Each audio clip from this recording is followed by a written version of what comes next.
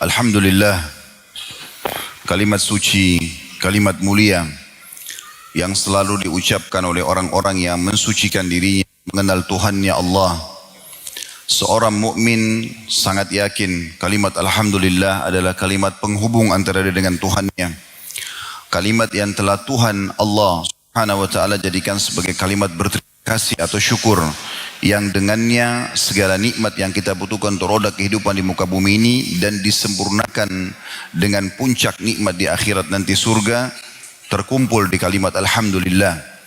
Dan satu-satunya ibadah yang terus dilaksanakan setelah masuk ke dalam surga adalah zikrullah, di antaranya adalah Alhamdulillah. Oleh karena itu jadilah orang yang selalu membasahi lidahnya dengan kalimat yang mulia ini. Selanjutnya kita panjatkan salam hormat kita kepada manusia terbaik, manusia yang telah disempurnakan jalur nasabnya, fisiknya, ilmunya oleh Sang Pencipta Allah, dan Allah menunjuknya sebagai penutup para utusan. Tidak ada lagi nabi dan rasul setelahnya. Manusia yang Allah perintahkan untuk jadikan sebagai suri tauladan. Tidak ada lagi orang yang perlu kita contohi setelah manusia terbaik ini. Juga mengucapkan salam hormat kepadanya satu kali saja akan dibalas dengan 10 rahmat.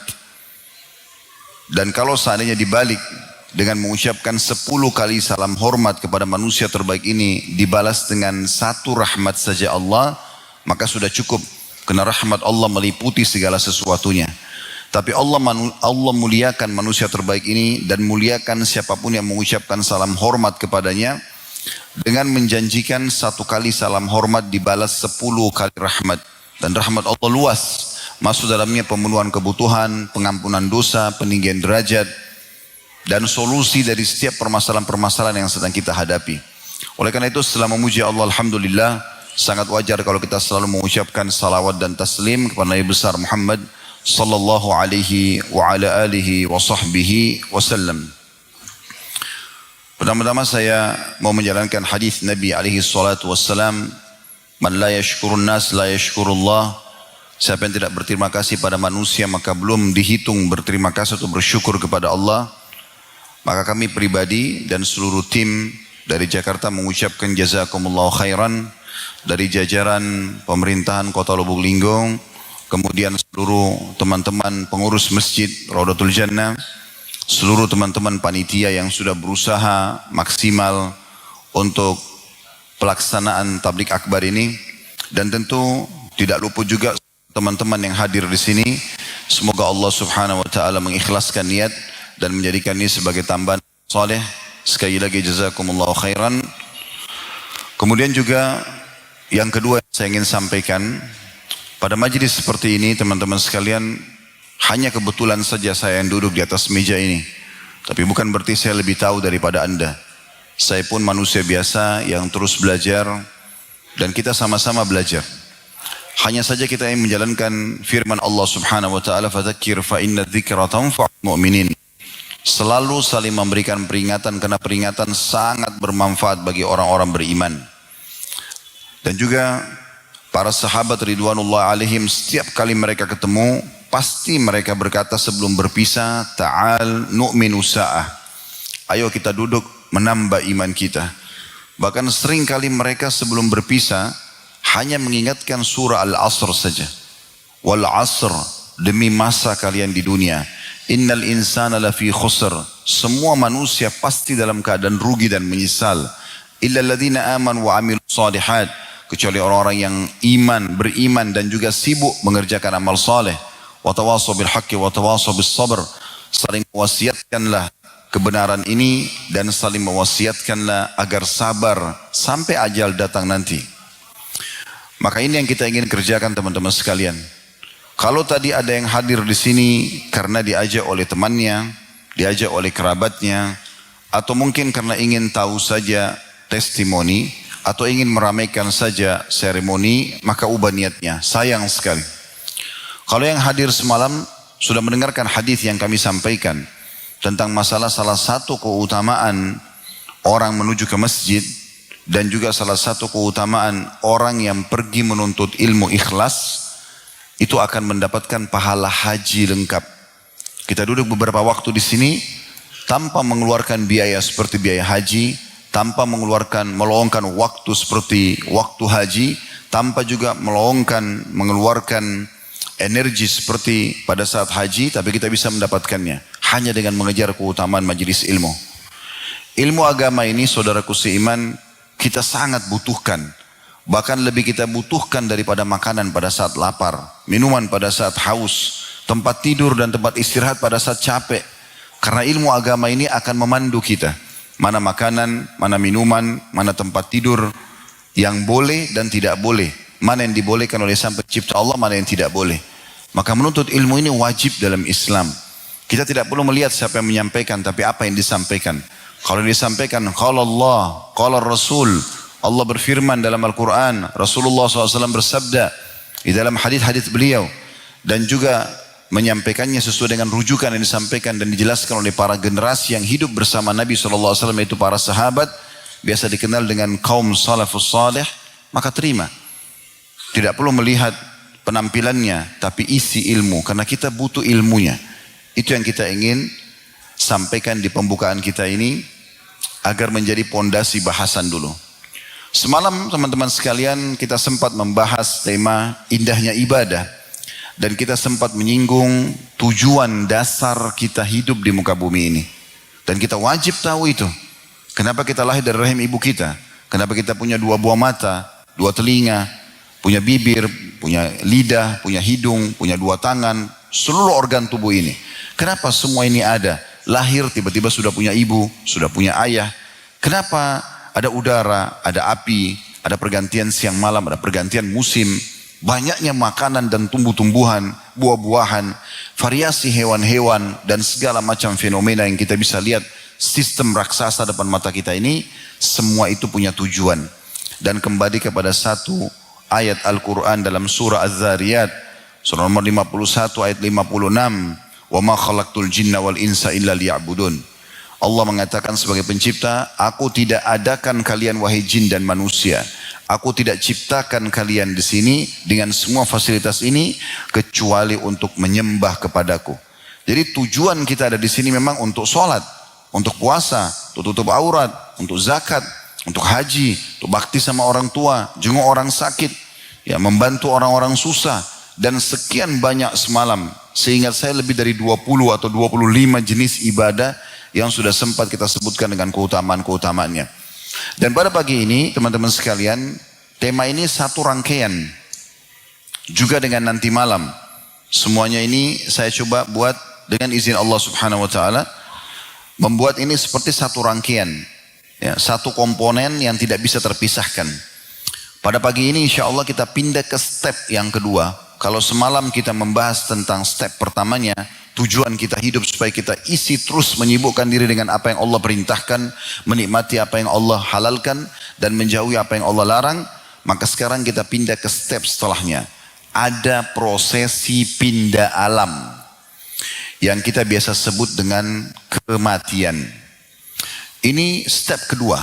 Kita akan pindah nanti ke sebuah alam namanya alam barzah, awal alam akhirat, dan semua orang pasti melaluinya. Sehebat apapun kita menjaga kesehatan kita, sehingga udara asri, makanan dan minuman semuanya yang super sehat, semuanya juga tidak ada bahan kimianya. Kita juga olahraga setiap hari, kita pun selalu senang setiap hari.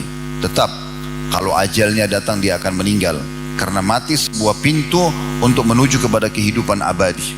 Dan selalu Allah ingatkan, walal akhiratu khairu wa abqa. Ingatlah, kehidupan akan menyusul nanti yang akan kalian datangi pasti lebih baik dan lebih kekal, ya. Dan ini konsep dasar seorang muslim. Dan juga kita tahu dalam rukun iman kita yang kelima, itu adalah iman kepada hari kiamat. Wajib kita imani, sebagaimana kita wajib imani rukun yang pertama, iman kepada Allah, wajib mengimani keberadaannya. Lalu kemudian kita mengikuti kitab yang diturunkan Al-Quran sebagai syariat atau peraturan. Wajib kita mengikuti utusannya Nabi Muhammad SAW dan mengimani semua nabi-nabi sebelumnya. Kemudian kita sibuk dengan itu dalam kehidupan kita sampai ajal datang. Nah, ini poin yang harus diperhatikan. Kemudian kita akan melalui prosesi pindah kepada kematian. kita wajib iman kepada malaikat-malaikat, kita wajib iman kepada kitab-kitab, pada rasul-rasul, dan juga wajib iman kepada hari kiamat dan takdir baik dan takdir buruk. Nah, iman kepada hari kiamat ini punya satu paket. Paketnya adalah prosesi kematian, dan saya yakin kita semua pernah lihat itu. Bagaimana seseorang tadinya hidup, kemudian dia tergeletak, lalu menghembuskan nafasnya, meninggal dunia. Kalau dia bisa begitu, kita pun satu waktu pasti begitu. Tidak mungkin tidak. Maka ini harus difahami satu paket. Kemudian kita pindah ke alam barzah. Ya, secinta apapun bentuk cinta itu seseorang kepada kita, misalnya orang tua pada anak, anak pada orang tua, sahabat pada sahabatnya, ya, siapa saja. Maka pada saat kita masuk ke liang lahat di alam barzah, mereka akan meninggalkan kita. Tidak ada lagi seorang istri yang cinta sama suaminya duduk setelah suaminya dikuburkan menginap bersama di kuburan. Tidak ada lagi suami juga menginap karena cinta pada istrinya. Tidak ada lagi orang tua yang cinta benar sama anaknya, walaupun seorang ibu yang terkenal sangat cinta dengan anak, dia akan duduk dan menginap di kuburan bersama anaknya. Pasti mereka pulang. Dan inilah tahap alam barzah, di mana kita akan sendirian di sana. Dan Nabi SAW sudah ingatkan, kalau anak Adam meninggal dunia, maka akan ikut ke kuburan 3. Keluarganya, hartanya, dan amalnya. Serta akan pulang 2. Keluarganya akan pulang. Istri kita bisa pulang lalu menikah lagi dengan laki-laki lain, itu bukan mustahil. Kemudian juga suami juga sama, dia juga bisa menikah lagi.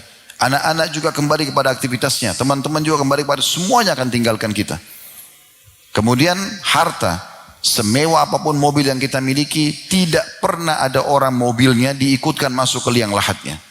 Pasti cuma parkir di pagar kuburan, beberapa hari kemudian dibagi menjadi warisan. Kemudian yang tinggal, kata Nabi SAW, yang ketiga, amalnya. Nah, inilah tujuan kita diciptakan nih. Teman-teman dulu di majelis ilmu seperti ini, sholat, mengaji, berzikir, memang itu tujuannya. Jadi nggak boleh tujuan ini dijadikan sampingan. Ada banyak orang berzikir, ya kapan ada waktu. Zikir pagi petang selalu luput. Zikir habis sholat dicuekin. Azan didengarkan biasa saja. Padahal itu tujuan utamanya. Lalu dia pindah kepada yang bukan tujuannya. Duduk ngobrol sama teman-temannya, sibuk dengan pekerjaannya. Ini sampingan. Kenapa dibaliknya? Nah, nanti setelah itu pindah dari alam barzah, pindah kepada alam akhirat, puncaknya. Dan ini rangkaian daripada rukun iman kita yang kelima, yaitu kita akan dibangkitkan di mahsyar nanti. Dan Nabi SAW pastikan, kalian semua akan dibangkitkan di mahsyar nanti. Tidak ada satupun tidak. Dalam kondisi telanjang badan, tidak terkhitan, telanjang kaki. Maka kata Aisyah, ya Rasulullah, kalau begitu orang semuanya malu nanti. Karena laki-laki sama perempuan akan saling lihat melihat. Kata Nabi SAW, hai Aisyah, pada hari itu nanti bukan seperti yang kau bayangkan. Tidak ada lagi waktu orang mau lihat auratnya orang lain. Saya kasih contoh. Kalau seandainya di sebuah tempat kita berada di situ, sedang datang musuh banyak, lalu membantai semuanya orang. Dan kita pun coba melarikan diri dari bantaian musuh itu, karena di sana ditebas lehernya, di sini dipotong kakinya, di sana ditusuk badannya. Kita mau melarikan diri. Terus kemudian tiba-tiba depan kita ada perempuan lari telanjang. Antum masih bisa syahwat pada saat itu? Atau terjadi kebakaran besar, terjadi gempa, lalu ada orang yang melarikan diri tidak pakai pakaian. Apakah kita masih ada syahwat pada saat itu? Sudah tidak ada. Begitu kehidupan di akhirat nanti. Dan semua orang akan bertanggung jawab dengan amalnya sendiri. Ingat firman Allah Subhanahu wa taala, "Wa may ya'mal mithqala dzarratin khairan yarah." Siapa yang buat seperti biji sawi dari kebaikan, pasti akan diperlihatkan untuknya dan juga dia akan dapat balasannya. "Wa may ya'mal mithqala dzarratin syarran yarah." Siapa yang buat seperti biji sawi dari kejahatan, pasti akan diperlihatkan dan dihukum. Tidak bisa tidak. Jadi harus hati-hati sekali. Kemudian setelah itu baru ada penentuan surga dan neraka. Surga tempat abadi penuh dengan segala kenikmatan dan merupakan target utama seorang muslim. Dan ada neraka, tempat yang paling menyakitkan. Ya. Kata Allah SWT, bi'sal masir, seburuk-buruk tempat. Gitu kan? Dan itu adalah tempat siksaan. Bagi orang kafir akan abadi dan mereka sulit sekali untuk keluar di sana. Orang yang masuk surga nanti, kata Nabi SAW, orang masuk surga tidak akan pernah habis masa mudanya. Dalam riwayat yang lain, kata Nabi SAW, kalian akan dibangkitkan nanti, dimasukkan ke dalam surga, dalam postur ayah kalian, 60 siku ke langit. Nggak ada lagi orang pendek nanti. Semua orang tingginya sama Nabi Adam. Sekitar 27,5 meter. Kemudian kalian akan berperawakan seperti Yusuf. Tampan semuanya. Cantik semuanya. Walaupun kita seperti ini wajahnya. Tapi Allah punya cara mengubahnya menjadi pemandangan yang sangat indah. Dan kalian akan berhati seperti Ayub. Ayub alaihissalam orang yang sangat sabar, tenang, tidak pernah emosional. Begitu kondisinya. Bajunya tidak akan rapuh, kata Nabi SAW. Ya. Tidak akan habis masa, tidak akan pernah sakit. Nggak ada beringus, nggak ada meludah, kata Nabi SAW. Dan tidak lagi buang air besar dan buang air kecil. Semua makanan dan minuman yang dikonsumsi oleh ahli surga, yang tidak dibutuhkan oleh tubuhnya, keluar dalam bentuk keringat yang lebih wangi dari bau kasturi. Dan yang luar biasa, kalau di dunia ini teman-teman, kita beli tanah, beli rumah. Kepemilikannya sementara. Walaupun sertifikat hak milik di tangan antum. Kapan kita meninggal, jadi hak orang lain. Tapi di surga nanti, Allah pastikan dengan selalu mengulangi kata ini setiap kali setelah menyebutkan surga. Khalidina fiha. Kepemilikan selamanya. Sekali antum milikin istana itu, sekali antum milikin pasangan itu, fasilitas itu, khalidina fiha. Kekal selamanya. Ini kebahagiaan yang luar biasa. Begitu juga orang yang masuk neraka. Perhatikan baik-baik kata Nabi SAW, orang yang paling rendah siksanya di neraka, yang paling rendah derajatnya di neraka adalah seseorang yang diberikan 2 sandal dari bara api neraka. Yang pada saat diletakkan di telapak kakinya membuat otaknya mendidih. Itu siksa yang paling ringan. Bagaimana dengan siksa yang paling berat? Ya. Jadi ini rangkaian rukun iman kita, beriman satu paket semuanya. Dan tidak ada satupun informasi yang kita butuhkan untuk semua apa yang saya sampaikan tadi, kecuali sudah disampaikan secara detail. Kata Nabi SAW, tidak ada sesuatu yang kalian butuhkan untuk surga, yang kebutuhan butuh informasi, amal-amal yang kalian harus kerjakan untuk sana, kecuali sudah aku jelaskan. Dan tidak ada sesuatu yang bisa menyelamatkan kalian dari api neraka, atau menjerumuskan orang ke api neraka, kecuali sudah aku jelaskan. Tidak ada sesuatu yang kita tidak tahu. Semuanya gamblang depan mata kita. Semua nikmat di muka bumi ini, saudaraku seiman, nikmat ya. Enaknya makan, kita dapat makanan yang enak, kita pakai pakaian yang nyaman, kita hirup udara yang segar, semuanya itu adalah miniaturnya surga. Dan semua siksaan yang ada di sini, gangguan-gangguan yang kita rasa tidak nyaman, adalah miniaturnya neraka. Ini adalah rukun iman kita. Oleh karena itu teman-teman sekalian, pada kesempatan ini kita akan bahas insya-Allah tema kita, kematian yang ku nantikan atau kematian yang ku dambakan. Saya akan mulai masuk dulu ke step pertama dalam bahasan, kita akan masuk ke step keduanya insya-Allah. Step pertama ini membaca dulu dan merenungi, tadabburi dalil-dalil tentang mati itu pasti akan datang kepada setiap orang di antara kita, supaya kita tidak lalai. Dimulai dari firman Allah Subhanahu wa taala, ayat yang masyhur dalam surah Al-Jum'ah. Di ayat 8-nya Allah Subhanahu wa taala berfirman, "Qul innal mauta alladhi tafirruna minhu fa innahu mulaqikum, thumma turadduna ila 'alimil ghaibi wasyahadati fayunabbi'ukum bima kuntum ta'malun." Katakan hai Muhammad, sampaikan kepada semua orang yang kamu jangkau untuk sampaikan, beriman atau tidak beriman, bahwasanya kematian yang kalian selalu lari daripadanya pasti akan menemui kalian. Dan setelah itu kalian akan dikembalikan kepada zat yang maha mengetahui hal yang gaib dan juga yang nyata. Dan pasti akan diberitahukan apa yang sudah kalian kerjakan. Jadi teman-teman sekalian, ayat ini menjelaskan kepada kita tidak ada orang yang bisa lari dari kematian itu. Tidak mungkin. Banyak orang pada saat keriput, mereka berusaha hilangkan berikutnya. Pada saat mereka mulai tua, mereka menyembunyikan masa tuanya. Tapi tidak mungkin untuk lari dari kematian. Dia kalau datang, sangat misterius. Tidak ada orang yang bisa tahu. Dia akan datang, di masjid ini pun bisa terjadi. Tiba-tiba malaikat maut datang, cuma saya yang lihat, anda semua tidak lihat. Kemudian mencabut roh saya dalam hitungan detik. Orang hanya mengenang, oh Khalid Basalamah pernah isi pengajian. Selesai. Berapa hari saya dikenang? Sehari 2 hari. Seminggu 2 minggu, kecuali kalau ada ilmu yang bermanfaat yang terus diamalkan, iya. Atau ada anak soleh yang saya tinggalkan mendoakan saya, iya. Atau ada sedekah jariah yang saya sedekahkan sehingga bisa berjalan terus manfaatnya, kayak bangun masjid, rumah anak yatim, wakaf tanah dan segala macam, iya. Tapi dikenang sudah nggak ada lagi. Orang hanya mengatakan, oh itu bajunya dia dulu, oh itu sepatunya dia, oh itu handphonenya, oh itu rumahnya. Setelah itu sehari, 2 hari, seminggu habis semuanya. Tidak ada lagi yang dikenang. Orang hanya dikenang kebaikan-kebaikannya saja.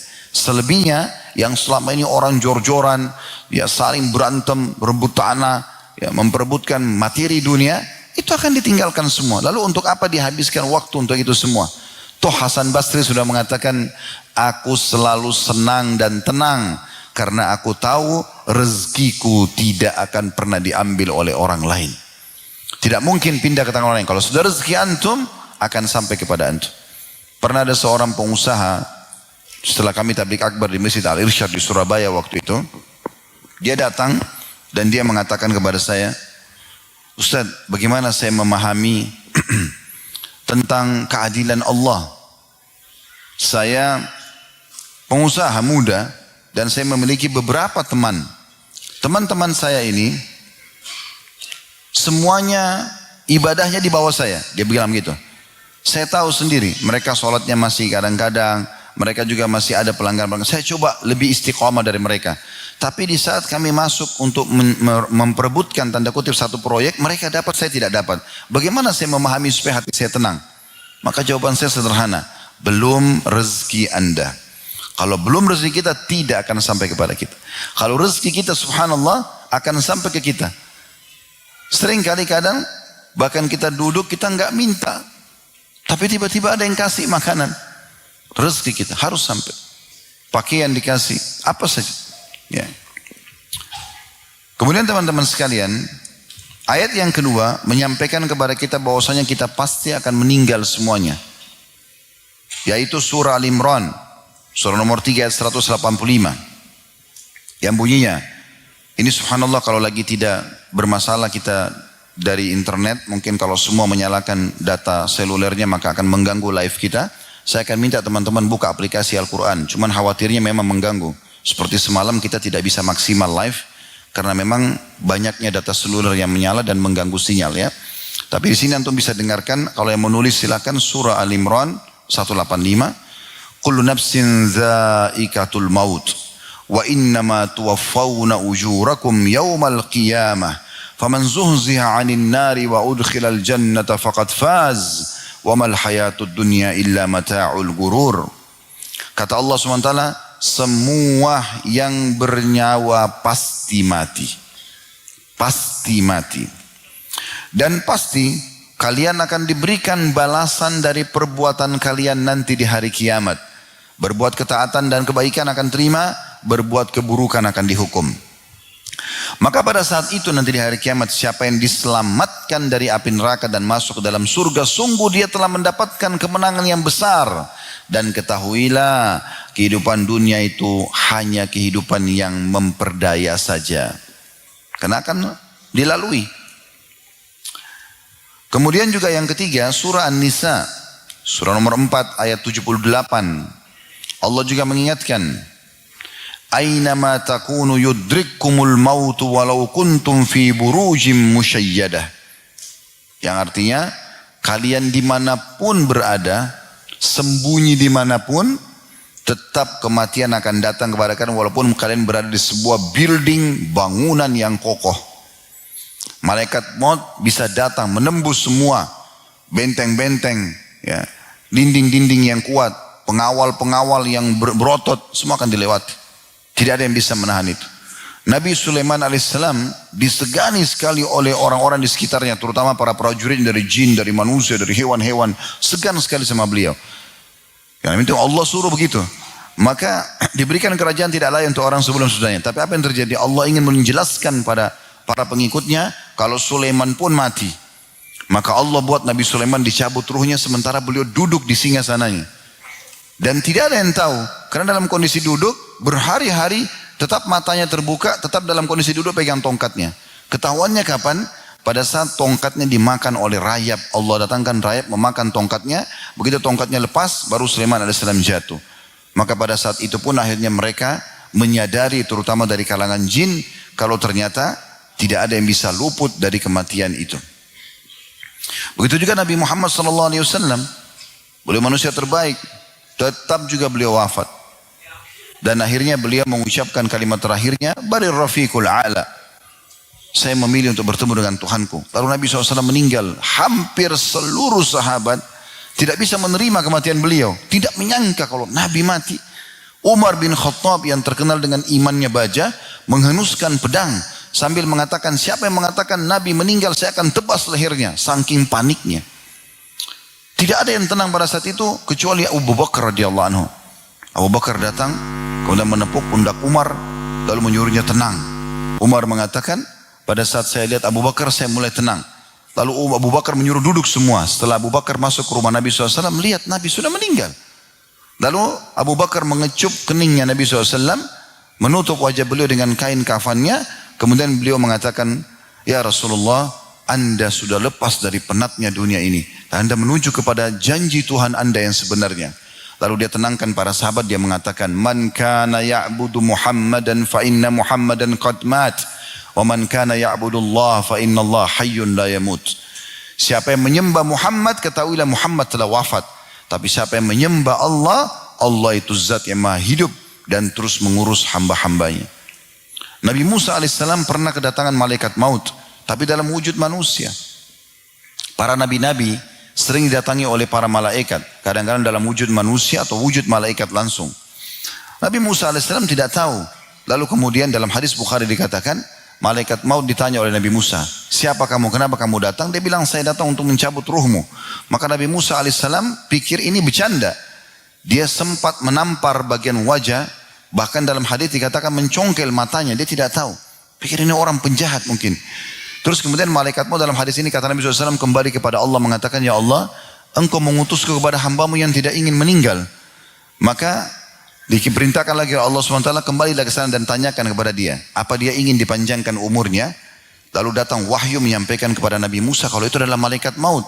Nabi Musa pun akhirnya meminta maaf dan akhirnya berdialog, berbicara. Ya, dia mengatakan, apakah masih bisa umurku dipanjang? Allah berfirman kepadamu, apakah kau mau dipanjangkan umurmu? Dia bilang iya. Lalu kata Nabi SAW, Allah menyuruh Nabi Musa untuk melewatkan telapak tangannya di badan seekor sapi. Berapa helai bulu yang tersentuh begitulah umurnya. Bisa ribuan nih. Satu kali sentuh gitu banyak sekali bulu sapi kan. Bisa banyak. Maka setelah itu Allah ilhamkan lagi kepada Nabi Musa AS. Nabi Musa bertanya lagi. Ya Allah, kalau seandainya saya telah dipanjangkan umur saya sejumlah bulu sapi itu, apakah setelah itu saya akan mati juga? Maka malaikat Allah mengatakan, tadi surah Al-Imran ini, kullu nafsin za'iqatul maut. Semua jiwa pasti akan mati. Maka Nabi Musa mengatakan, kalau gitu matikan saja saya sekarang. Jadi kalau orang-orang mulia seperti ini saja meninggal, apalagi kita. Jadi dimanapun kita sembunyi pasti akan meninggal. Itu dalil yang ketiga. Yang keempat, dalam surah Ar-Rahman, surah nomor 55 ayat 26 sampai 27. Kullu man 'alaiha fan. Semua yang ada di alam semesta ini, semua yang ada di bumi ini pasti fan, wafat, binasa. Wa yabqa wajhu rabbika dzul jalali wal ikram. Dan yang hanya tersisa adalah wajah Tuhanmu yang maha mulia dan maha tinggi. Juga dalam surah Al-A'raf, surah nomor 7 ayat 34. Berulang-ulang Allah ingatkan kita masalah ini. Walikulli ummatin ajal, fa idza jaa ajaluhum la yastakhiruna sa'atan wa la yastaqdimun. Setiap komunitas hidup maka akan kedatangan kematian. Dan kalau datang batas ajal kematian mereka itu, batas umurnya tidak akan pernah diterlambatkan sesaat dan tidak akan pernah juga dimajukan, tidak akan diundur, tidak akan dimajukan. Pasti tepat pada saat itu. Dalam sebuah athar disebutkan bahwasanya Nabi Musa alaihissalam, maaf, Nabi Sulaiman alaihissalam, astagfirullah, Nabi Sulaiman alaihissalam, iya. Nabi Sulaiman alaihissalam pernah duduk dengan seorang perdana menterinya, salah satu menterinya, dan waktu itu dia kedatangan malaikat maut, Nabi Sulaiman, tapi bukan untuk mencabut nyawanya, berkunjung. Dan saya sudah bilang tadi, para nabi-nabi bertemu dengan para malaikat. Anda sering dengar Nabi Muhammad SAW berbicara dengan Jibril. Bahkan Jibril pernah meruqyah Nabi Muhammad SAW. Ya, pernah ngobrol dan seterusnya. Ya. Di Ramadan Jibril mengajarkan Al-Quran kepada Nabi Muhammad SAW. Maka satu waktu malaikat maut datang bertemu dengan Nabi Nabi Sulaiman. Lalu kemudian Perdana Menteri yang ada di sebelah Nabi Sulaiman ini ditatap terus oleh malaikat maut ini. Tapi dia tidak tahu kalau itu malaikat maut karena dalam wujud manusia. Lalu setelah pulang, malaikat maut tersebut, si menteri ini mengatakan kepada Nabi Sulaiman, wahai Nabi Allah, siapa tadi tamu anda itu? Begitu tajam tatapan mata dia. Gitu kan. Saya benar-benar ketakutan dengan tatapan mata dia. Maka kata Nabi Sulaiman SAW, dia adalah malaikat maut. Datang mengunjungi saya. Tapi saya belum tahu kenapa dia menatapmu. Di saat Allah berikan kesempatan saya bertemu, saya akan tanyakan. Pulanglah menteri ini. Kemudian datang malaikat maut yang kedua kalinya. Bertemu dengan Sulaiman AS dengan sesuatu Allah inginkan. Maka Nabi Sulaiman tanya, kenapa anda melihat ke menteri saya itu, ke sahabat saya itu dengan tajam seperti itu? Dia bilang, saya heran dengan orang ini. Allah menakdirkan saya harus mencabut ruhnya di wilayah India. Tapi dia masih ada di sini. Kata Nabi Sulaiman alaihissalam, Maha suci Allah.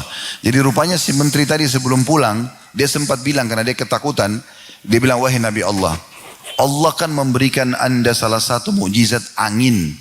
Nabi Sulaiman kalau mau kemana-mana bisa dibawa oleh angin. Maka dia bilang, tolong bawa jasad saya ke India. Kata Nabi Sulaiman AS, untuk apa ke sana? Di sana jauh. Dia tidak ada yang dikenal. Dia bilang, saya cuma minta itu atas nama Allah. Karena dia ngotot, Nabi Sulaiman suruh angin membawanya ke sana. Setelah itu malaikat mau datang. Lalu ditanyakan sama Nabi Sulaiman AS, kenapa anda memandang seperti ini? Kata malaikat maut, saya heran dia masih ada di sisi anda, padahal Allah catatkan saya untuk mencabut ruhnya di India. Kata Nabi Sulaiman AS, Maha suci Allah yang telah membuat dia punya hajat di India sehingga dicabut ruhnya. Dan ini sejalan dengan sabda Nabi SAW, kalau Allah ingin mencabut nyawa seseorang di satu lokasi, maka Allah akan buat dia punya hajat di sana. Kemudian dicabutlah ruhnya. Begitu prosesnya. Selanjutnya, dalam surah Al-Munafiqun, ayat 11, Allah subhanahu wa ta'ala juga berfirman, وَلَنْ يُؤَخِّرَ اللَّهُ نَفْسًا إِذَا جَاءَ أَجَلُهَا وَاللَّهُ خَبِيرٌ بِمَا تَعْمَلُونَ. Tidak akan pernah ada satu jiwa yang diterlambatkan ajalnya. Dan Allah akan memberitahukan apa yang kalian kerjakan. Ini dalil yang lain ya. Dalil selanjutnya juga. Di dalam surah Al-Waqi'ah. Allah subhanahu wa ta'ala berfirman. Ayat 56. Nahnu qaddarna bainakumul mauta wa ma nahnu bimasbuqin. Kami betul-betul telah menentukan kematian untuk seseorang atau setiap orang di antara kalian, dan kami sekali-kali tidak akan pernah terkalahkan. Maksudnya kalau malaikat maut kami datang, pasti dicabut ruhnya. Tidak akan pernah bisa melawan. Bukan cuma kita, hewan-hewan pun semuanya sama, akan wafat pada saat itu. Dalam surah Qaf, surah nomor 50 ayat 19, Allah subhanahu wa ta'ala juga berfirman, وَجَاءَتْ سَقْرَةُ الْمَوْتِ بِالْحَقِّ ذَلِكَ مَا كُنْتَ مِنْهُ تَحِيدٌ. Dan datanglah prosesi pencabutan ruh itu, di mana kamu tidak akan mungkin bisa menyangka dan menolaknya. Jadi pasti akan datang. Orang lagi sehat, orang lagi sakit sama. Kadang-kadang lucu ya, sebagian orang mereka lalai dengan ini. Mereka anggap nanti kalau tabrakan, nanti kalau masuk ruangan ICU baru meninggal. Ini pemahaman yang fatal, keliru. Saya mau tanya teman-teman sekalian, mana lebih banyak? Orang yang dirawat di rumah sakit atau orang yang lula lalang di depan rumah sakit? Mana lebih banyak? Yang lula lalang. Berarti lebih banyak orang mati dalam kondisi sehat, tidak harus sakit. Jangan karena kita masih sehat lalu kita mengatakan, oh saya masih sehat, belum sakit. Beberapa detik ke depan Anda bisa tiba-tiba sakit. Bisa tiba-tiba keseleo, bisa ditabrak orang, bisa segala macam kalau ajal datang. Jadi hati-hati, jangan lalai. Kemudian juga Allah SWT juga berfirman, tambahannya lagi. Dalam surah Al-Waqi'ah, surah nomor 56, ini ayat yang berbeda. Kalau tadi di ayat 60-an atau 50-an ya, 56 sampai 57. Kalau ini adalah ayat 83 sampai 87. Allah SWT berfirman, "Falaula idza balagatil hulqum wa antum hina idzin tanzurun wa nahnu aqrabu ilaihi minkum walakin la tubsirun falaula in kuntum ghaira madinin tarji'unaha in kuntum shadiqin." Artinya, pada saat nanti ruh sudah sampai ke kerongkongan, sudah ditarik oleh malaikat, ya. Dan anda atau kamu pada saat itu melihat depan mata kepala, lihat malaikat maut itu nyata, ruhmu dicabut. Dan kami pada saat itu lebih dekat kepada diri kalian, ya. Tapi kalian tidak bisa melihatnya. Kalau kalian tidak percaya ini semua, coba tolak kematian atau kembalikan nyawa yang sudah dikeluarkan. Kalau ada di antara kita, insya Allah tidak ada di sini, tapi tidak yakin dengan kematian itu, coba kalau ada orang yang melalui prosesi kematian dari kerabat kita, dari orang-orang dekat-dekat kita, coba tolak kematian itu. Bantu dia supaya dia tidak mati. Coba tanya teman-teman kita dokter yang sudah sering menghadapi misalnya ada orang kematian di rumah sakit. Ada enggak di antara dokter yang bisa menolak kematian orang pada saat datang? Tidak mungkin. Kalau dia pingsan, dia sakit parah, kemudian dia sembuh, Allah yang memberikan itu. Dokter cuma bisa menuliskan resep semoga lekas sembuh. Coba ikhtiar, tapi bukan di tangan dia. Tidak ada yang bisa menolak kematian itu. Maka Allah mengatakan, coba kembalikan ruhnya orang yang sudah meninggal itu. Kalau kalian tidak percaya, artinya pasti akan datang kematian itu seperti kita semuanya. Kemudian juga Allah Subhanahu Wa Taala menggambarkan para nabi-nabi, bahwasanya mereka pun mati. Sebagaimana tadi kami jelaskan, tapi Allah jelaskan dalam surah Al-Anbiya. Dimulai dari ayat 34 sampai 35. Surah nomor 21. Wa ma ja'alna li basyarin min qablikal khuld afa in mitta fahumul khalidun. Hai Muhammad, kami tidak pernah jadikan satu orang pun sebelum kamu kekal. Apakah kalau kau mati maka mereka bisa dikekalkan? Kullu nafsin dha'iqatul maut. Pastikan semua yang bernyawa pasti akan mati.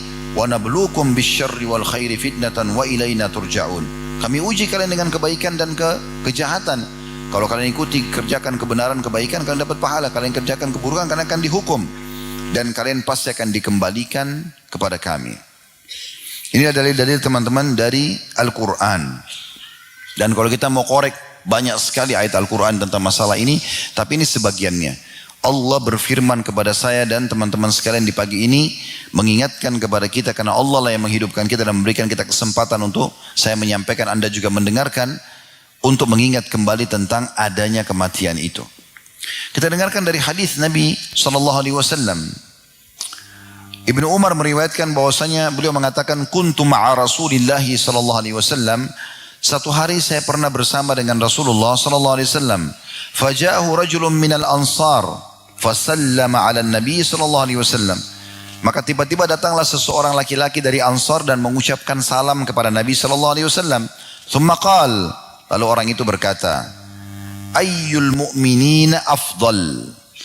Ya Rasulullah, orang mukmin yang paling afdal itu siapa? Yang paling banyak pahalanya. Qala ahsanuhum khuluqa. Nabi SAW mengatakan yang paling baik akhlaknya, yang paling santun, yang paling dermawan, yang paling sopan, yang paling pemaaf, itu yang paling banyak pahalanya. Qal, maka orang ini bertanya lagi, fa ayyul mu'minina akyas. Kalau begitu siapa orang mukmin yang paling cerdas? Kita bisa nilai orang ini cerdas tidak dari sini.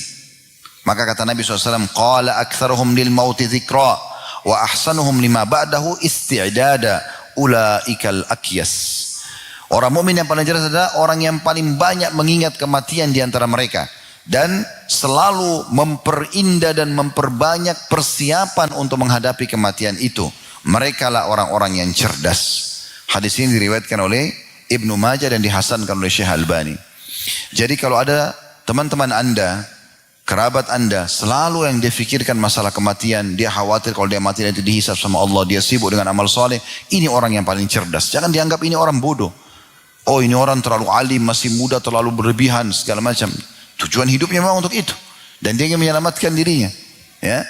Seorang salaf dulu ibadah semalam suntuk dengan sholat malam. Selalu tiap hari ibadah. Lalu ada seorang temannya yang mengatakan, Sebenarnya surga bisa didapatkan dengan lebih mudah daripada apa yang kau kerjakan. Kenapa kau begitu memaksakan diri? Dia bilang, siapa yang jamin buat saya? Saya berbuat begini supaya saya selamat di akhirat. Apa kau bisa menjamin buat saya kalau saya nanti akan selamat dengan sedikit amal? Maka temannya terdiam. Dan begitu mereka memikirkannya. Para ulama salaf dulu, mereka selalu bermuhasabah.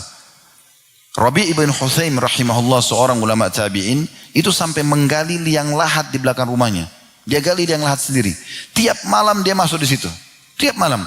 Masuk, kemudian dia baca firman Allah subhanahu wa ta'ala, Qala rabbirji'un la'alli amalu salihan fima tarak, dalam surah Al-Mu'minun surah nomor 23 ayat 95 kalau saya tidak sampai 96. Orang-orang nanti kafir pada saat meninggal mereka mengatakan, wahai Tuhanku, kembalikan aku, jangan dimatikan dulu.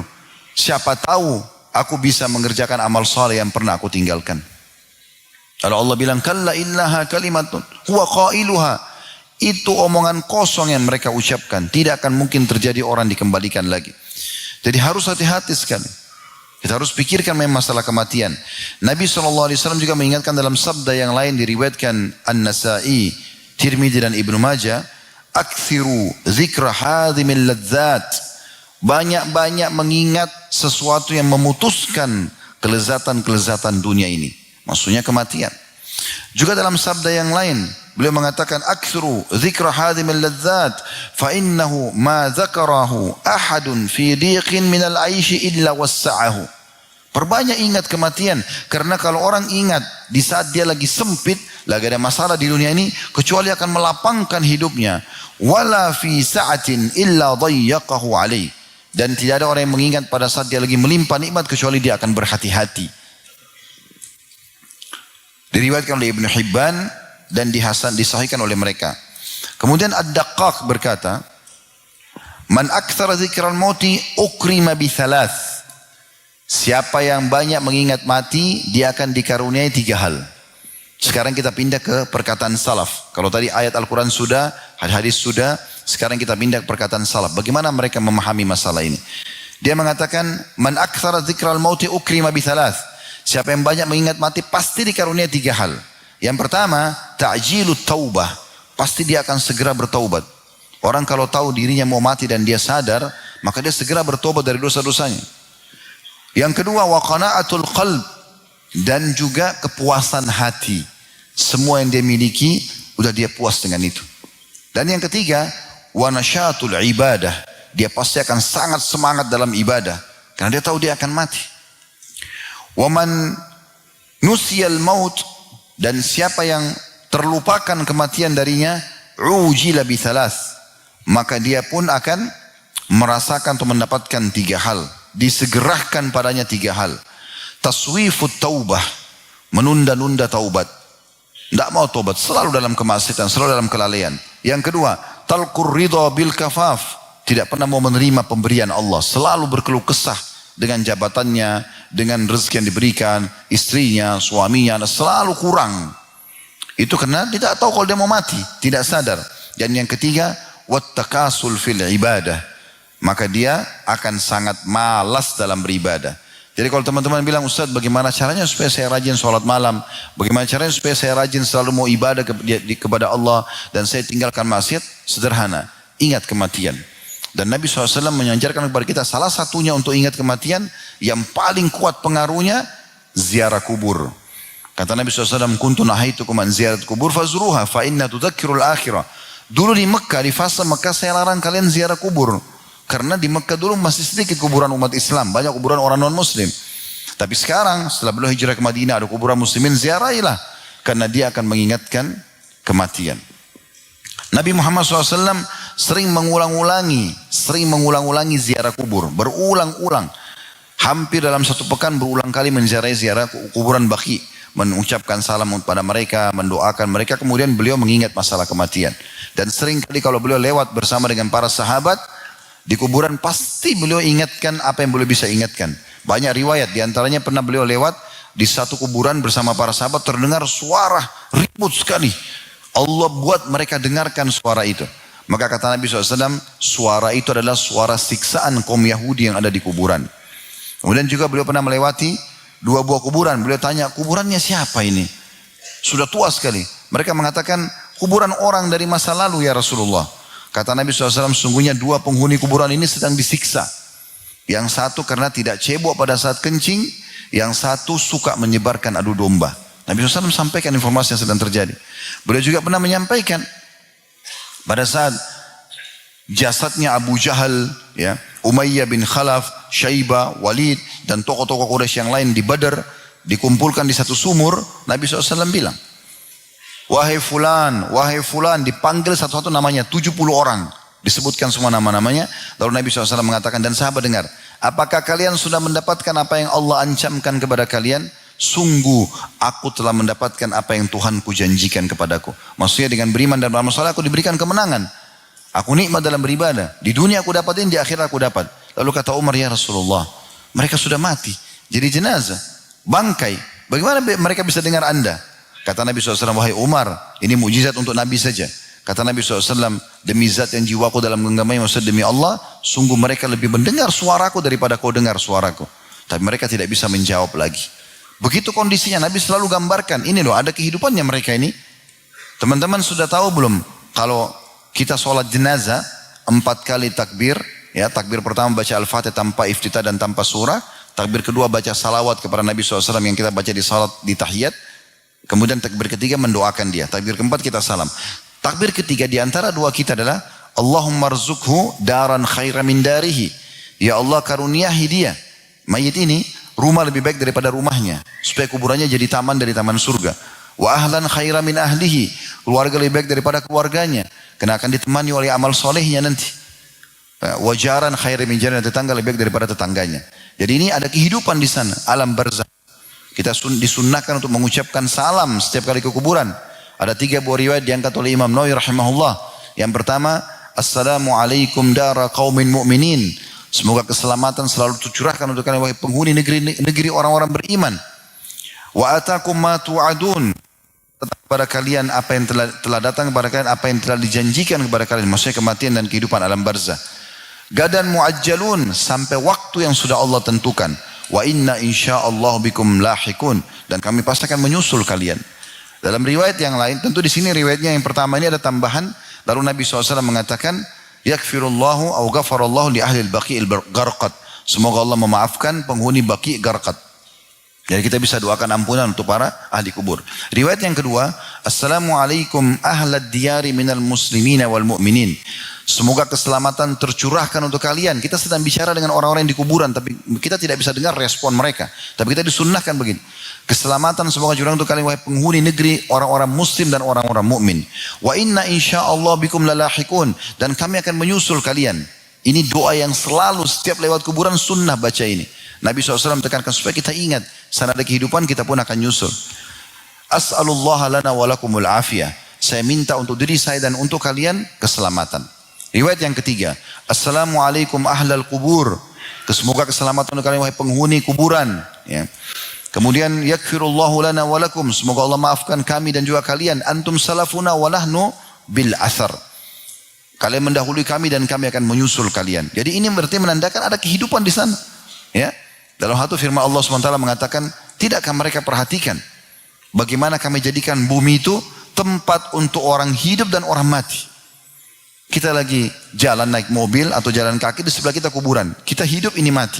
Allah jadikan sebagai tanda-tanda kebesarannya. Supaya sadar, ini semua akan kita lalui. Jadi ziarah kubur itu besar sekali manfaatnya. Beliau juga pernah melewati kuburan bersama beberapa sahabatnya, lalu beliau berhenti sejenak. Beliau mengatakan, ketahuilah bahwasanya penghuni kuburan ini sekarang, lebih dia cintai 2 rakaat sunnah yang kalian kerjakan daripada dunia dan seluruh isi.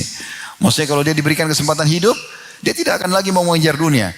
Tapi yang dia kerjakan, yang dia lakukan adalah dia akan mengerjakan sholat 2 rakaat baru dia mati lagi. Saking butuhnya dengan amal saleh itu. Kemudian Ali radhiyallahu anhu teman-teman mengingatkan kepada kita. Ya. Beliau mengatakan irtahalatid dunya mudbirah. Sadarilah dunia ini sudah akan meninggalkan kita. Miliaran manusia sebelum kita hidup teman-teman sekalian. Dunia ini sudah sangat tua. Akan meninggalkan kita juga. Dia juga akan hancur. Wartahalatil akhiratu muqbilah, dan ketahuilah akhirat sudah makin mendekat. Setiap hari kita buka mata kita seperti ini, kita makin dekat dengan liang lahat kita. Setiap orang di antara kita teman-teman sedang menuju ke liang lahatnya. Tinggal siapa yang jatuh duluan. Itu pasti. Ya. Kemudian beliau mengatakan walikulli wahidin minhuma banun, dan setiap dari dua wilayah ini, dunia dan juga akhirat, ada anak-anaknya. Ya, ada orang yang ya bertahan untuk membelahnya, ya melakukan yang terbaik di dunia ataupun di akhirat atau untuk akhirat. Fakunu min abna'il akhirah. Jadilah anak-anak akhirat.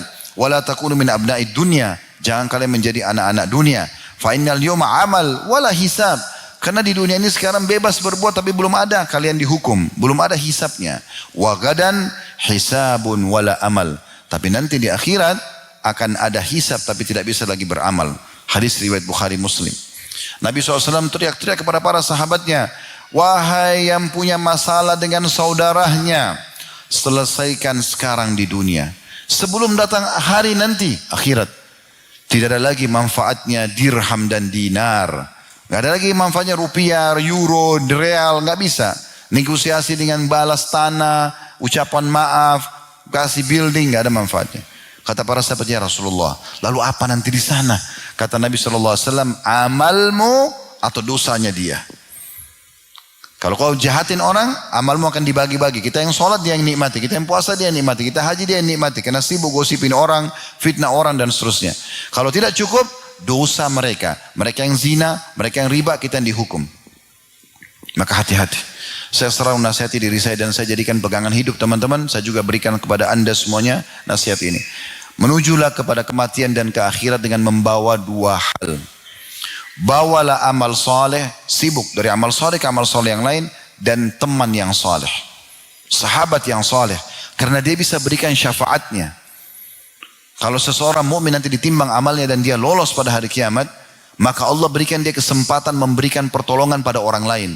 Ada orang saking banyaknya pahalanya dan sedikitnya dosanya, kata Nabi SAW, dia bisa memberikan syafaat kepada seperti suku Mudar. Suku Mudar ini suku besar dari Arab. Sekarang mungkin jutaan jumlahnya. Ya, anggota suku itu. Tapi ada orang nanti hari kiamat bisa memberikan syafaat sebanyak itu. Teman-teman soleh manfaatnya besar. Dalam sebuah riwayat yang sahih disebutkan, ada orang nanti dari neraka dikeluarkan. Muslim tapi banyak dosanya, dikeluarkan dari neraka. Orang-orang neraka mengatakan, kenapa dia dikeluarkan? Apakah ada amalnya menolongnya? Mereka saling bisik-membisik. Lalu malaikat mengatakan tidak ada. Tapi yang mengeluarkan dia syafaat sahabatnya, temannya. Ada orang soleh yang pernah dia kemudian meminta kepada Allah agar mengeluarkan dia. Jadi ini luar biasa, faedah yang luar biasa. Dan jangan menuju ke akhirat membawa dua hal. Jangan bawa dosa dan jangan bawa musuh. Jangan selalu sibuk dosa. Sampai kapan antum mau buat dosa ini? Sampai kapan terus dengan dosa-dosa? Alhamdulillah kalau kita ikuti dengan taubat dan istighfar. Tapi sampai kapan daripada itu baik kita sibuk dengan amal saleh, gitu kan? Dan juga jangan bawa musuh. Tiap hari bangun cuman tahu cari berita, gosipin orang, kekurangannya orang, aibnya orang, ya, menipu orang dan seterusnya. Makanya jadi masalah ini, ya. Kemudian selanjutnya Nabi SAW menyebutkan dalam sebuah hadis diriwayatkan oleh Hakim, Tirmidzi dan juga Imam Ahmad, "Idza aradallahu bi'abdin khairan ista'malahu." Kalau Allah ingin kebaikan kepada seorang hamba, Allah akan menggunakannya, ya, menggunakan hamba tersebut. Maka qalu, para sahabat mengatakan, kaifa yasta'miluhu? Bagaimana Allah menggunakan hamba itu? Qala sallallahu alaihi wasallam, yuwaffiquhu li'amalin salih qabla mautih. Allah akan berikan dia taufik untuk beramal saleh, ya, sebelum dia wafat. Teman-teman sekalian, sehebat apapun anda menyembunyikan kejahatan anda, sehebat apapun, ya, ingat, mengatur tipu daya, sehebat apapun, Allah jauh lebih hebat. Allah mengatakan, innahum yakiduna kaida wa akidu kaida. Mereka coba mengatur tipu daya, aku juga mengatur tipu daya. Dan Allah mengatakan, inna kaidi matin. Sesungguhnya tipu dayaku sangat kokoh. Sehebat apapun anda mengemas, anda seakan-akan orang saleh atau salihah, tapi anda bohong, Allah akan bongkar nanti itu di akhir hidup kita. Allah akan bongkar di akhir hidup kita, ya. Kata Nabi SAW dalam sebuah riwayat, kalau seseorang terbiasa dengan sebuah amal, maka Allah akan tutup dia dengan amal itu. Pasti, dia biasa mabuk tapi dia sembunyi. Nanti di akhir hidupnya Allah akan buka. Allah akan bongkar itu, dia sambil mabuk, sambil meninggal. Pada saat meninggal. Begitu. Dan siapa yang terbiasa dengan sebuah amal saleh, Allah tutup dengan itu. Jadi kita kalau mau tahu orang ini husnul khatimah atau su'ul khatimah, bukan dari fisiknya. Tapi dari amal dia beberapa hari sebelum meninggal. Apa yang dia terbiasa dengan itu, maka dia akan ditutup dengan itu, teman-teman sekalian. Baik. Kita akan masuk ke lebih dalam lagi bahasan kita step kedua. Dan kita tutup dengan ini insya Allah. Bagaimana kita mendapatkan mati yang baik. Dan apa sih contoh-contoh mati yang baik itu? Kita akan berikan banyak contoh-contoh teman-teman sekalian. Dan usahakan ini menjadi target utama kita. Toh kita juga akan mati. Maka usahakan husnul khatimah. Atau tertutup dengan mati tersebut dengan kebaikan. Maka ini penting untuk digarisbawahi dan itu ada penentuannya di tangan kita masing-masing. Penentuan untuk kita husnul khatimah atau su'ul khatimah, baik mati atau buruk matinya ada di tangan kita. Kita sendiri yang menentukan. Ingat, setiap ibadah ada kenikmatan, jangan sia-siakan itu. Selalu kerjakan dan setiap dosa punya kenikmatan. Tinggalkan walaupun ada kenikmatannya karena dua ini tidak bisa ketemu. Kalau kita pertemukan antara nikmat ibadah dengan maksiat tidak bisa ketemu. Tidak akan nikmat kedua-duanya. 1 menit saya jelaskan ini. Kalau saya ibaratkan dengan dua timbangan, ini amal soleh, ini dosa. Kalau antum masih sholat iya, tapi masih berbohong. Atau masih berbuat riba, atau apa saja. Maka berimbang antara amal soleh kita dengan dosa kita. Tidak ada kenikmatannya ibadah ini. Terganggu ya. Sholat tidak bisa khusyuk. Baca Quran juga tidak tenang. Karena masih ada pintu dosanya. Kapan nikmat ibadah itu terasakan? Kalau kita tutup ini, kerannya tutup pintu dosa. Kita masing-masing tahu dosa apa yang kita kerjakan. Coba berhenti dari situ. Terus kerjakan ibadah biasa saja. Sholat 5 waktu, sholat qobliyahnya, sholat duha, zikir semampunya. Ini akan naik nanti. Kalau makin naik, makin tebal iman itu. Tapi ini harus ditutup. Kalau ini dibiarkan terbuka, apalagi ininya sedikit rendah, ini lebih tinggi, maka tambah lebih tidak khusyuk lagi dalam ibadah. Tambah malas ibadah. Apalagi kalau dia tinggalkan ibadah sama sekali, ini justru yang dia kunci. Maka hatinya bisa jadi keras. Allah menggambarkan bisa lebih keras daripada batu. Terjadi gempa bumi, dia lagi jalan satu kendaraan sama temannya ditabrak-tabrakan, mati depan mata dia, pecah kepalanya. Tidak tersentuh juga. Padahal sebenarnya Allah sedang selamatkan dia untuk jadi pelajaran, tapi dia tidak ambil pelajaran. Itu karena hatinya keras. Orang kalau sudah nikmati ibadah, nikmat maksiatnya hilang. Kalau antum misalnya, saya mau komitmen mulai sekarang azan ke masjid, sholat. Kejar, baca keutamaannya sholat itu. Saya sudah sampaikan semalam, teman-teman sekalian saya sudah berbagi, kalau ingin rajin ibadah, baca keutamaannya ibadah itu. Karena semua ibadah pasti punya keutamaan. Fadilah dalam bahasa agamanya. Dan kalau ingin meninggalkan dosa, baca ancamannya. Sampai ulama tulis buku-buku dijudulkan dengan At-Targhib. Ya maksudnya sesuatu yang motivasi untuk beribadah. Dan At-Tarhib. Ancaman bagi pelaku dosa. Dan kita cari tahu ini. Nah kita sibuk dengan ibadah-ibadah tersebut. Dengan cara membaca keutamaannya. Dan tinggalkan dosa dengan meninggalkan ancaman-ancamannya. Nah teman-teman sekalian. Kalau kita sedang ingin rajin ibadah, kerjakan tadi. Dan kalau kita mencintai misalnya sholat tadi. Contoh sholat. Kita sudah baca keutamanya. Kita ingin jaga. Dan kita sudah nikmati itu. Maka kenikmatan dosanya bisa hilang itu. Apa itu meninggalkan sholat? Sampai satu waktu pun kalau kita sempat lalai dari sholat kita menyesal. Kenapa? Karena sudah ada kenikmatannya. Sebaliknya kalau orang nikmati dosanya meninggalkan sholat, maka dia akan heran melihat orang yang sholat terus. Kok itu orang sholat gak capek apa sholat terus? Gitu. Orang yang tutup aurat dan dia nikmati. Misalnya seorang akhwat kita tutup auratnya, dia nikmati itu.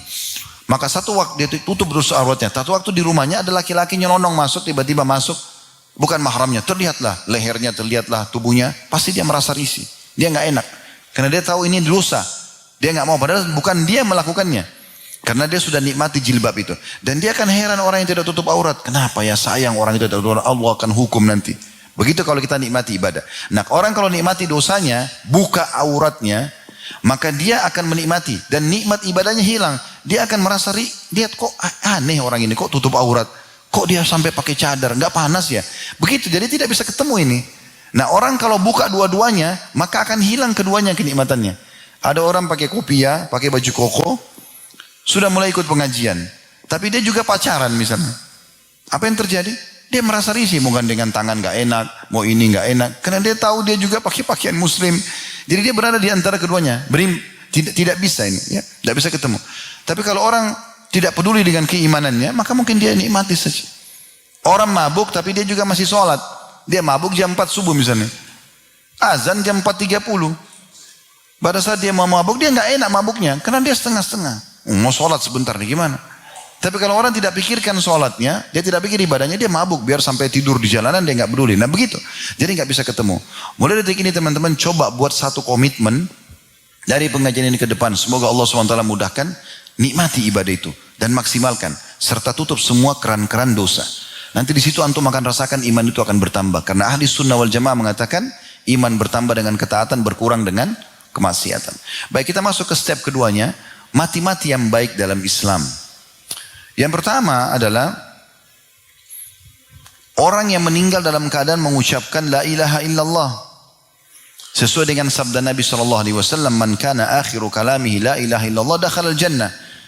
Hadis yang diriwayatkan oleh Abu Dawud di nomor 3116 dan ini disahihkan oleh Syekh Albani. Kata Nabi SAW, barang siapa yang akhir perkataannya kalimat la ilaha illallah pasti masuk surga. Baik, mungkin anda ada yang mengatakan, kalau begitu gampang. Udah nanti pada saat mau mati bilang la ilaha illallah. Pertanyaan sederhana, sempat gak antum ucapin? Apa jaminannya kita bisa ucapin? Dan ulama hadis merincikan masalah ini. Mereka mengatakan, orang yang Allah tutup dengan kalimat la ilaha illallah di lisan di akhir hidupnya, orang yang memang mengamalkan dan mengimani kalimat itu selama hidup. Gak bisa ahli maksiat ucap itu, gak bisa. Lidahnya tertahan. Gak mungkin. Jadi kalau selama hidup kita selalu ucapkan zikir ini, kita fahami maknanya, artinya la ma'budu bihaqqin illallah, tidak ada Tuhan yang berhak disembah kecuali Allah, kita betul-betul mentauhidkan, tidak ada kesyirikan, nah baru Allah tutup dengan itu.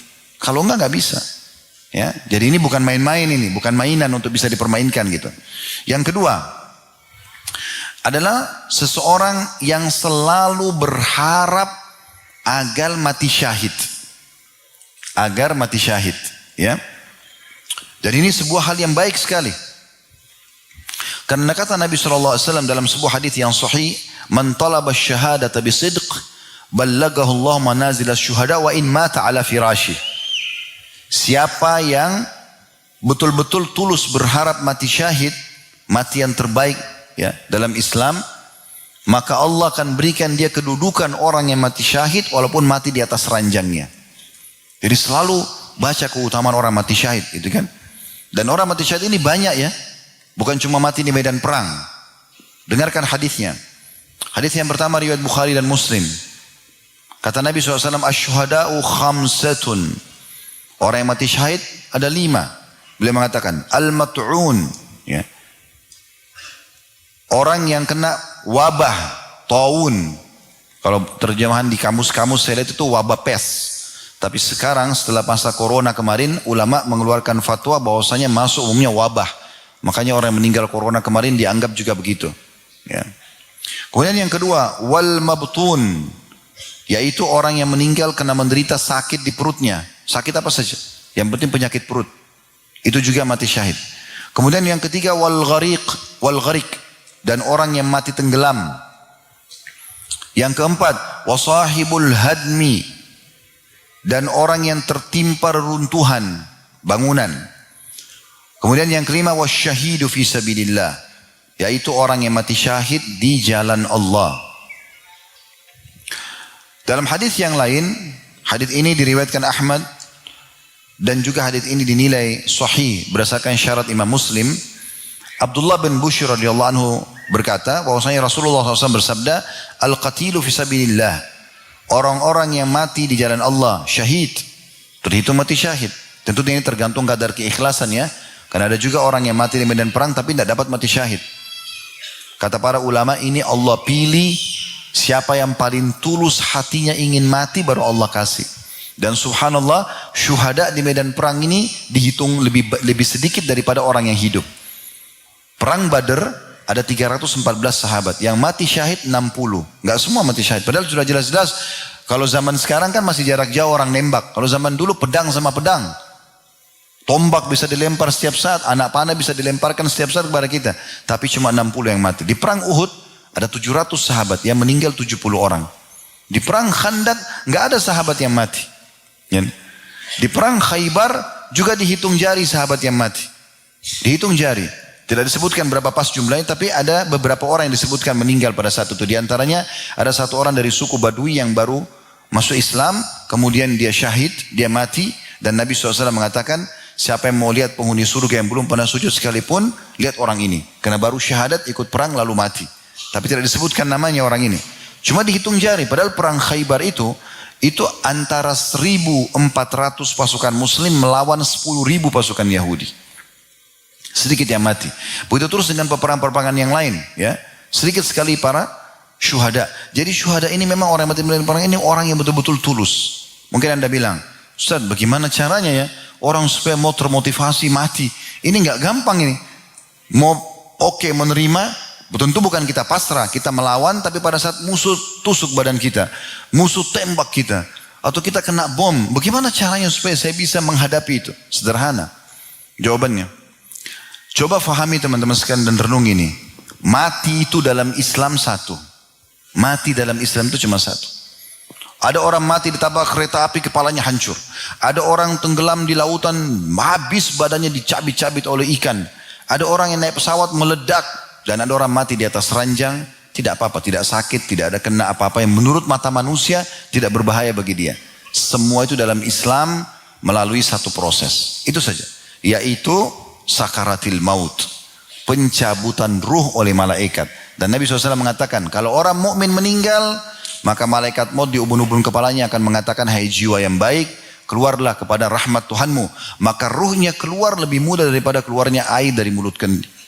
Anda lihat kendi air, kalau Anda keluarkan air dari mulutnya itu mudah sekali keluar air, begitu ruhnya orang mukmin keluar. InsyaAllah semoga kita termasuk ini. Dan orang kafir maka akan sulit keluar, karena malaikat maut mengatakan, hai jiwa yang busuk, keluarlah pada murka Tuhanmu. Maka ruhnya berserakan di tubuhnya, nggak mau keluar. Lalu Nabi SAW menggambarkan, lalu malaikat maut mencabut dengan keras, ibaratnya seperti bulu domba yang dibasahkan, lalu dililitkan di pohon berduri dan ditarik dengan keras sehingga berantakanlah bulu domba itu. Itu saja. Jadi orang yang ditabrak kereta api nggak lagi bilang, aduh kepala saya sakit, nggak ada. Dia cuma lihat malaikat maut cabut ruhnya, jasadnya dia nggak pikir lagi.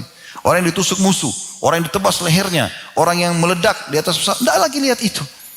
Itu cara memahaminya. Jadi jangan lihat prosesinya. Makanya para sahabat kenapa mereka termotivasi untuk perang? Karena mereka tahu.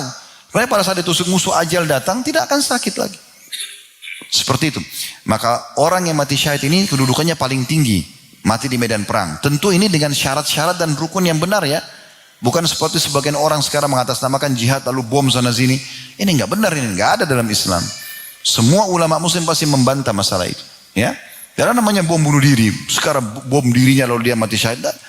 Orang pun kalau masuk medan perang menghadapi musuh, dia kena bom mati itu baru mati syahid. Itu pun tergantung dari keikhlasan dia. Kemudian yang kedua, dalam hadis Abdullah bin Bushr ini, selain al-qatilu fi sabilillah syahid, orang yang berperang di jalan Allah terbunuh mati syahid. Wal mat'unu syahid, orang yang kena wabah taun atau wabah secara umum adalah syahid. Wal mabtunu syahid, orang yang mati kena penyakit perut juga syahid. Wa man mata fi sabilillah fahuwa syahid. Dan barang siapa yang mati sementara dia sedang berada di jalan Allah, seperti menuntut ilmu, mencari rezeki yang halal, ya. Pokoknya dia di jalan benar gitu ya.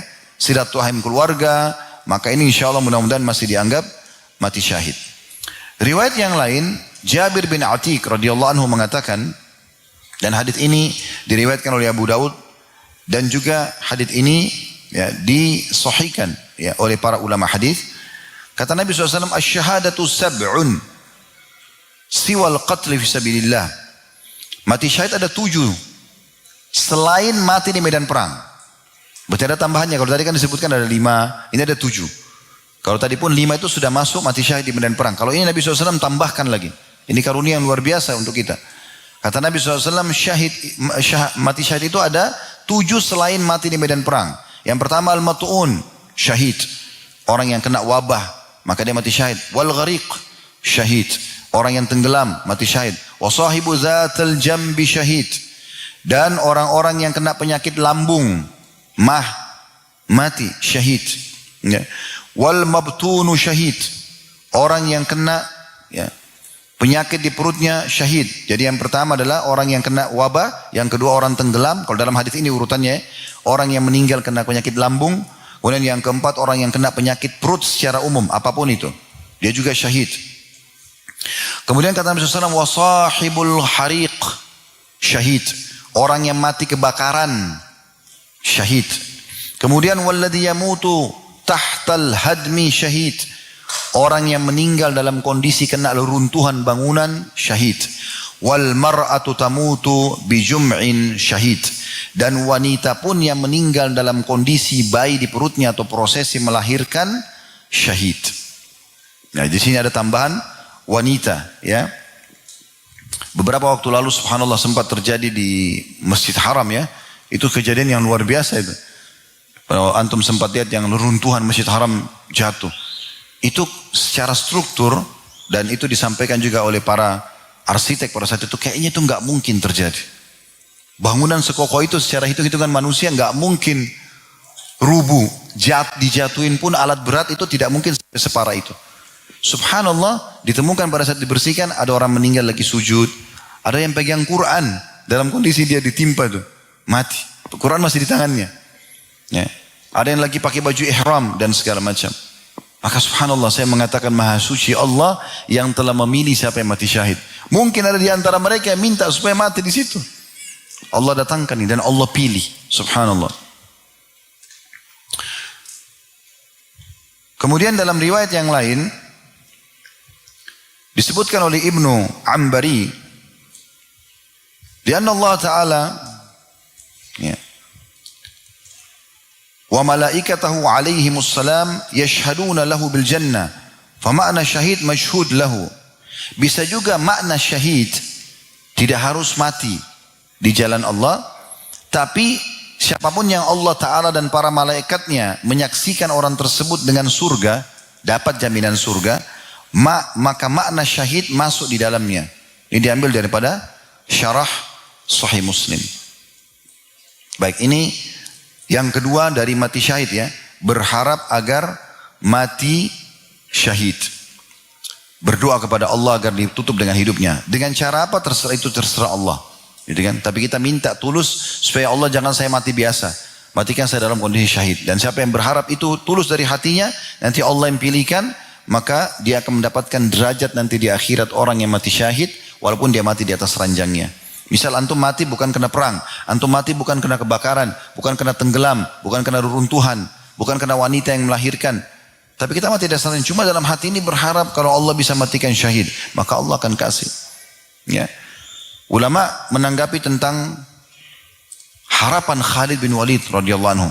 Sahabat ini dari dulu berharap mati syahid, sampai dikatakan dalam gambaran tubuh beliau tidak tersisa tempat kecuali ada sabetan pedang atau bekas anak panah atau tusukan tombak. Penuh badannya beliau dengan luka. Karena perang terus hidupnya. Walaupun menang terus dalam peperangan. Terakhir beliau meninggal dalam kondisi di atas ranjang. Tidak mati. Tapi kata para ulama, karena Khalid bin Walid ini berharap sekali mati syahid, Allah memberikan kepada dia. Karena niatnya yang tulus. Ya. Dan bagi wanita yang meninggal dalam kondisi, ya, dia melahirkan, ya, atau masih dalam nifas, pendapat sebagian ulama, itu juga dihitung syahid. Dari hadits Ubadah bin Samit radhiyallahu anhu, bahwasanya Nabi SAW mengatakan, wal mar'atu yaqtuluha waladaha jam'a'u syahada, jam'a'u syahada, yajurruha waladuha bisaririhi ilal jannah. Dan wanita yang terbunuh karena anaknya, misalnya dia melahirkan, tergolong syahid, dan anak itu akan menariknya dengan tari pusarnya nanti ke surga. Hadis ini, ya, disahihkan atau disebutkan oleh Syekh Albani dan beliau sahihkan dalam kitabnya Ahkamul Janaiz. Ya. Kemudian yang perlu digarisbawahi dari jenis-jenis orang yang mati syahid ini, teman-teman sekalian, ulama merincikan mengatakan, kalau keutamaan dunia, nilai mati syahid semua dapat. Maksudnya mereka mati baik, husnul khatimah. Tapi keutamaan akhirat, maka enggak didapatkan kecuali orang yang mati di medan perang. Seperti misalnya orang yang pada saat meninggal, ya, pada saat meninggal, itu teman-teman sekalian, Orang-orang yang mati syahid itu kalau meninggal, kalau di medan perang ya, tidak dimandikan lagi. Tidak dikafani. Makanya para syuhada di Badar, di Uhud, Nabi SAW langsung suruh kuburkan dengan baju mereka. Tapi orang yang mati tenggelam, orang kalau ditemukan jenazahnya, perempuan yang mati melahirkan tadi ya, orang yang mati karena penyakit lambung, penyakit perut, semua ini tetap dimandikan seperti umumnya orang. Jadi beda dengan orang yang mati di medan perang ya. Kemudian juga orang di akhirat nanti, orang yang mati syahid itu mereka akan memberikan 70 syafaat keluarganya. Nah ini untuk orang mati syahid di medan perang. Kalau orang yang mati syahid yang lain bisa memberikan tapi tidak sebanyak ini, tidak seperti orang mati syahid di medan perang. Kemudian juga orang yang mati syahid nanti kata Nabi SAW begitu dia dibangkitkan maka akan keluar dari tempat yang berdarah dari tubuhnya itu bau yang lebih wangi dari bau kasturi. Dengan nah itu semua akan didapatkan khusus untuk orang-orang yang mati di medan perang. Jadi berbeda secara penilaian nanti tapi mereka husnul khatimah semua. Kemudian ada juga mati di malam Jumat atau di hari Jumat. Ini disebutkan dalam hadis, ini mati yang ketiga. Mati baik yang ketiga ya. Disebutkan dalam hadis riwayat Ahmad dan juga Tirmidzi dan ini disebutkan juga dengan beberapa perawi hadis ya. Dari hadis Abdullah bin Amr radhiyallahu anhu bahwasanya Nabi SAW bersabda, "Ma min muslimin yamutu yaumul jum'ati aw lailatal jum'ati illa waqahu Allahu fitnatal qabr." Tidak ada seorang muslim yang meninggal pada hari Jumat atau malam Jumat melainkan Allah akan menjaganya dari fitnah atau siksa kubur. Berarti dia husnul khatimah di situ. Ya, ini yang ketiga. Yang keempat, orang yang mati dalam membela haknya dia. Hartanya misalnya mau direbut oleh para perampok, ya, dirampas, lalu dia berperang, dia lawan lah, walaupun dia sendiri, sampai dia terbunuh, maka syahid. Kembali kepada sebuah hadis dari hadis Abu Hurairah radhiyallahu anhu, qala ja'a rajulun ila Rasulillah sallallahu alaihi wasallam, datang seseorang kepada Nabi SAW, faqal, dia berkata, ya Rasulullah, ara'aita in ja'a rajulun yuridu akhdha mali. Wahai Rasulullah, bagaimana pendapat anda kalau ada seseorang yang mau merampas hartaku? Bagaimana? Apa yang harus saya lakukan? Apa sikap saya? Kata Nabi SAW, la tu'ti malak. Jangan kau kasih hartamu.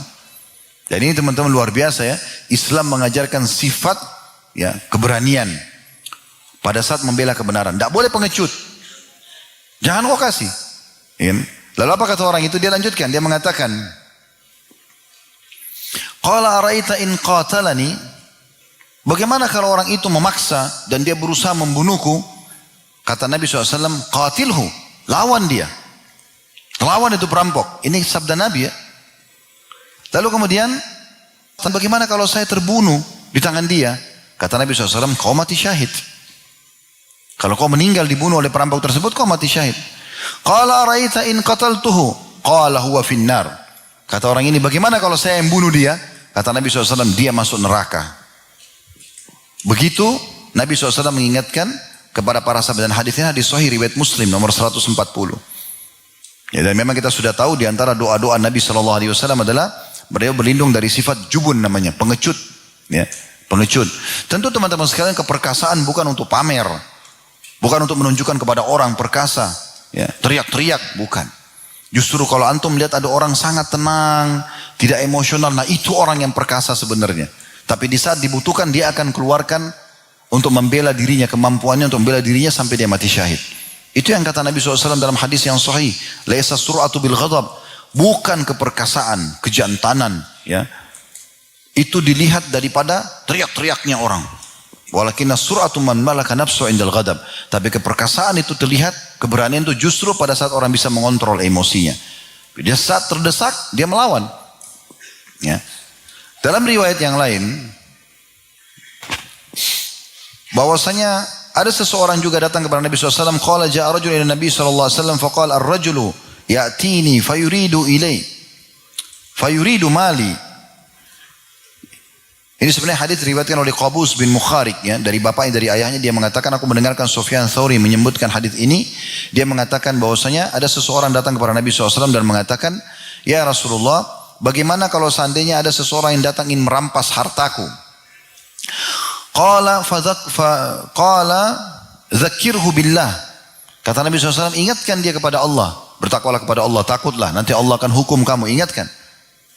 Qala fa in lam yadhkur, kalau seandainya dia tidak mau ingat ya Rasulullah, atau fa in lam yadzakkar atau yadzakkar, ya, kalau dia tidak ingat, dia tidak mau tahu itu, ya, maka kata Nabi SAW, qala fasta'in alaihi min man haulak, minta tolong pada orang di sekitarmu supaya membantu, minal muslimin, dari kaum muslimin.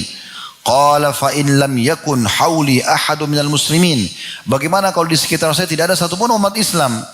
Qala fasta'in alaihi bis sultan, kalau begitu minta tolong pada pemerintah setempat. Qala fa inna sultan anni, kalau seandainya pemerintah jauh dariku, tidak bisa aku minta tolong. Qala qatil duna malika hatta takuna min syuhada'il akhirah au tamna'a malak, kalau begitu berperang, bela hartamu sampai kau termasuk syuhada akhirat nanti, atau kau akan mendapatkan hartamu. Kemudian dalam hadis yang lain juga dari Sa'id bin Zaid radhiyallahu anhu bahwasanya Nabi SAW bersabda, qala man qutila duna mali fahuwa syahid, siapa yang berperang membela hartanya maka kemudian terbunuh dia mati syahid. Waman qutila duna ahlihi au duna damihi au duna dinihi fahuwa syahid, dan barang siapapun yang terbunuh karena membela ya, keluarganya, istri sama anaknya misalnya mau dijahati oleh orang, kemudian juga ya dia membela darahnya yang tertumpah supaya jangan dia dibunuh, atau membela agamanya, maka semua itu terhitung syahid. Hadis ini hadis sahih riwayat Abu Dawud dan juga An-Nasai. Kemudian juga termasuk dalam masalah ini adalah meninggal dalam keadaan ribat. Ya. Ini yang keberapa nih? Yang keempat kalau tidak salah ya, bagian tadi. Orang yang meninggal dalam keadaan ribat. Apa itu ribat teman-teman? Mengikat diri di perbatasan peperangan antara muslimin sama orang non-muslim. Ya terutama kalau wilayah-wilayah yang sedang dijajah oleh musuh ya. Kayak kita dulu di Indonesia waktu masih dijajah oleh Belanda, dijajah oleh Jepang, itu luar biasa masa niat ribatnya itu. Ya. Nah seperti teman-teman kita sekarang di Palestina dijajah oleh Yahudi, nah itu masa-masa ribat gitu. Saya bertemu dengan beberapa teman-teman dari Palestina, saya tanya, ada yang dari Saudi datang, ada yang dari beberapa negara. Dia bilang saya pernah tinggal di Saudi, saya pernah tinggal di sini dan situ. Terus saya tanya, kenapa kembali ke sini? Kan di sini tidak aman, dijajah oleh dia. Dia bilang saya mau ribat, maksudnya saya mau coba mengikat diri di sini. Karena ribat itu kata Nabi SAW dalam hadis ya, dari hadis Salman Al-Farisi radhiyallahu anhu, supaya tahu kenapa keutamanya mereka kejar. Ribatu yaumin fi sabilillah, ribatu yaumin walailah. Ya, ribatu yaumin walailah khairum min siyami syahrin wa qiyami. Ribat berjaga-jaga di perbatasan antara muslim sama orang non-muslim atau di wilayah yang sedang dijajah, sehari semalam itu lebih baik daripada berpuasa sebulan dan juga sholat malam selama sebulan. Wa in mata jara alaihi amaluhu alladhi kana ya'maluhu, dan kalau dia meninggal maka Allah akan terus gulirkan pahala amal-amal semua yang pernah dia kerjakan. Wa ujri alaihi rizquhu wa umina al-fattan, dan pasti akan mengalir juga, akan diberikan rezekinya dan juga akan terjaga dari fitnah. Hadis ini diriwayatkan Muslim. Di sini dimaksudkan adalah orang termasuk mati yang baik adalah pada saat dia mati ribat ya. Karena kalau kita meninggal dalam kondisi ribat, berjaga-jaga di perbatasan muslimin sama orang non muslim yang sedang bercekcok ya, sedang perang, kita berjaga-jaga walaupun tidak kita berperang, lalu kita meninggal dalam kondisi berjaga-jaga itu, semua amal soleh yang pernah kita kerjakan, misalnya puasa, sholat, tetap berjalan walaupun kita sudah meninggal, dihitung kita kerjakan padahal kita sudah meninggal. Selanjutnya, meninggal secara umum kalau berbuat amal soleh apa saja, dan ini yang paling ringan tentunya, ini termasuk husnul khatimah. Amal soleh apapun yang dikerjakan, tapi kalau sementara prosesi kita kerjakan meninggal, lagi sedekah, lagi baca Quran, lagi zikir, lagi sujud salat sunnah, pokoknya apa saja, maka itu juga termasuk husnul khatimah. Dari hadis Hudzaifah bin Yaman radhiyallahu anhu beliau berkata bahwasanya Nabi SAW bersabda, "Man qala la ilaha illallah ibtigha wajhillah, khutima lahu biha, dakhala al-jannah."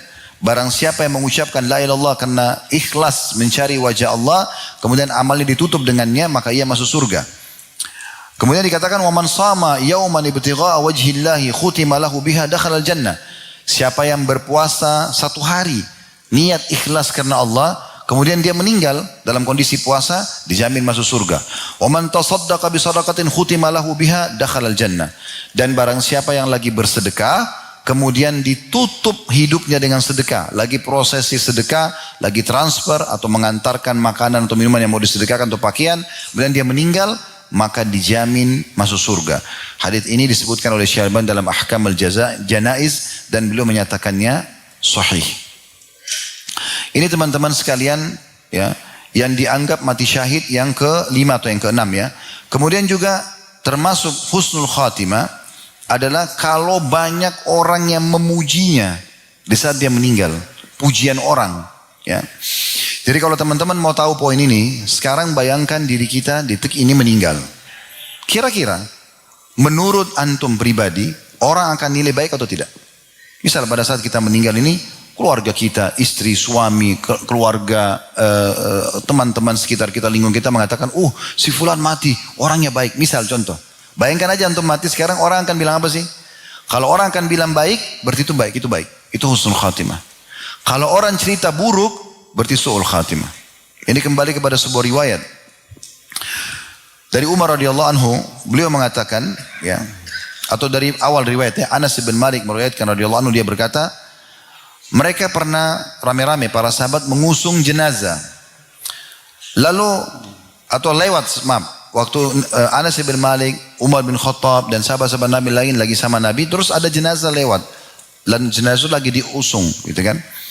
Lalu orang-orang yang mengusungnya itu dan mengantarnya menyebut-nyebut kebaikan, memuji orang ini. Orang ini baik, orang ini soleh, orang ini begini. Maka tiba-tiba Nabi SAW mengatakan wajabat. Maksudnya sudah seperti yang kalian ucapkan. Berarti orang ini baik gitu. Lalu kemudian lewat lagi jenazah yang kedua.